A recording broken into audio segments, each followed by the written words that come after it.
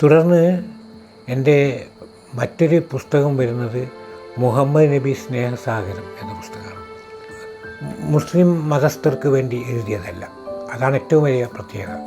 അത് എല്ലാ സമുദായത്തിൽപ്പെട്ട എല്ലാവർക്കും വേണ്ടി എഴുതപ്പെട്ട പുസ്തകമാണ്.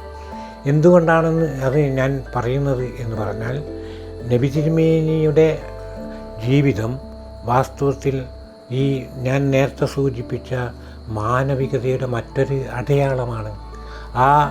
അദ്ദേഹം ചൈനയിൽ പോയെങ്കിലും വിദ്യ നേടണമെന്ന് പഠിപ്പിച്ച ഒരു ആത്മത്യാഗത്തിൻ്റെ മേഖലയിൽ നിൽക്കുന്ന ഒരു നബി തിരുമേനി.